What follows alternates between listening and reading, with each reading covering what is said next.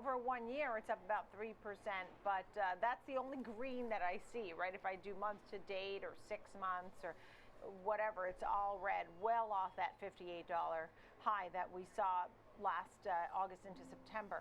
That being said, how about DraftKings, fresh off the partnership with Barstool Sports, big name reporting after the bell today.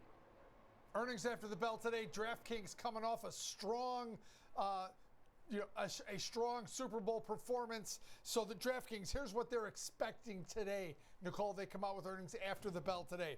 Earnings per share of about 6 cents. That's versus last quarter a loss of 61 cents. Last year a loss of 53 cents. So swinging to a profit here is DraftKings on revenue of $1.22 billion. Last quarter it was $789 million.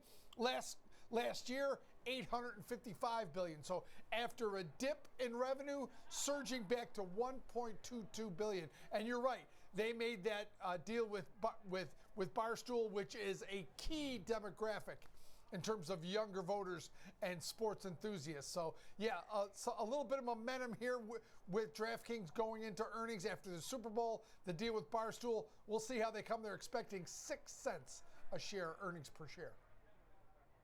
Look, overweights outperforms. A lot of the analysts that I've been having on of late have been picking DraftKings and leaning towards that as a winner or a leader, etc. Thank you so much, Kevin Hinks. Good to see you. Thank you. Now let's take a look at the bigger picture. Ted Thatcher's with us, President, Bright Lake Wealth Management. Your thoughts, because we did have the big sell-off on Monday. And now, or was it Tuesday, after the CPI? And so now what? Because I was just checking, I can't believe it. We were about to say the first down week after 5 weeks of gains, but markets are just about flat. What happened? No, Nicole, I agree. I'm a little surprised myself, to be super candid with you. You know, obviously the S&P, the Dow are up. I do think it has to come in the broader context, and so I do think it's worth, of course, noting the CPI decrease, the decrease after the CPI numbers came out this week. And I think it just continues this trend of inflation just being stickier than we want it to be.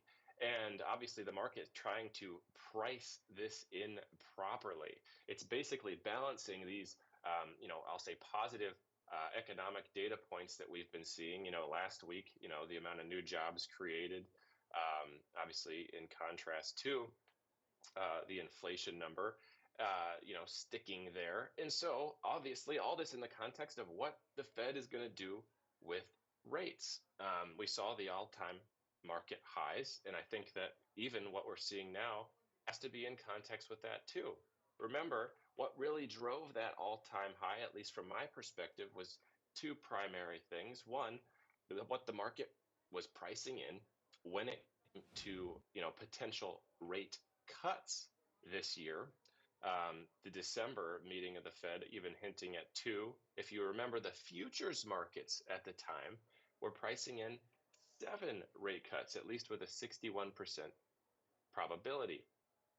That combined with the positive economic data we've seen so far this year, the retail sales numbers, the consumer sentiment numbers, the inflation behavior studies that the Fed released, ultimately led us to that high, and that demand, I think, has really, those demand metrics, the economic metrics, combined with the rate cut assumption, made us hit that high.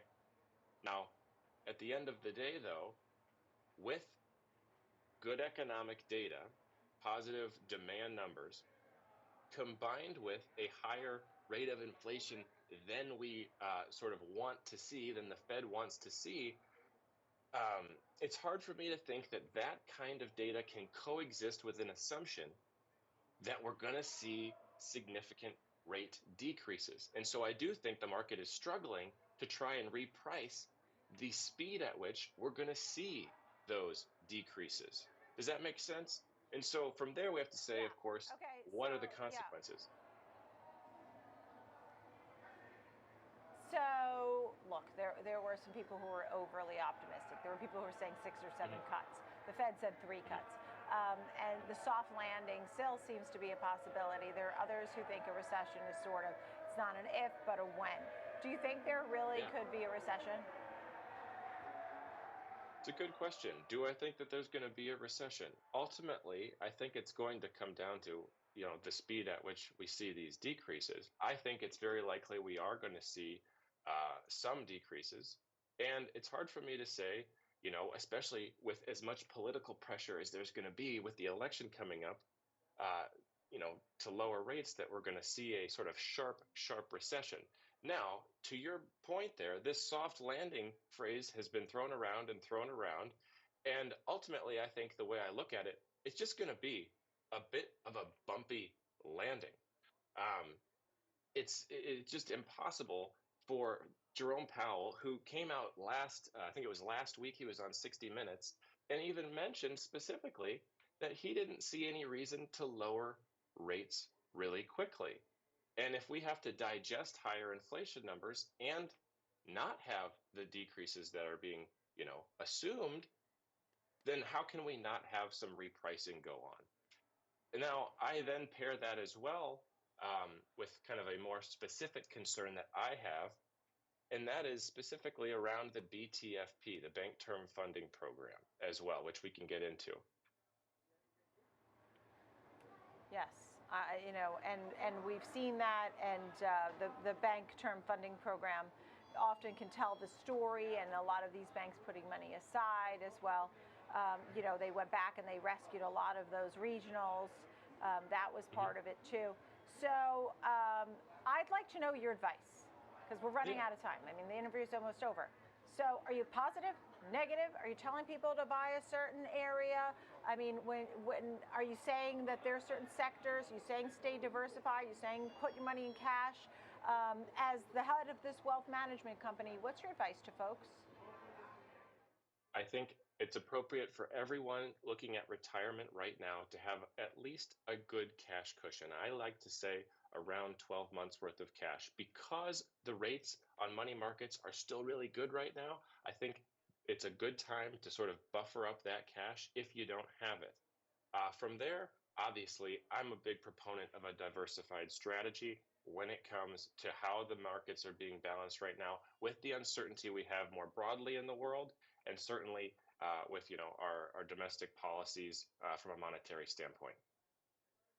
Yeah, Ted, I'm really happy you were here with us today. I'm very thankful you're here, and I agree. I think there's a lot of push and pull, and the Fed has been in a very tight spot because they can't, they didn't raise again, but they can't cut too soon, and they Sure. paused 4 times, and so what will they do next on March 19th? I understand, and we have several meetings, March, May, June, July, that they'll have a lot to think about, and data too, a lot of data-driven numbers that will come and come into their recipe. Ted Thatcher, President, Bright Lake Wealth Management. Thank you, Ted.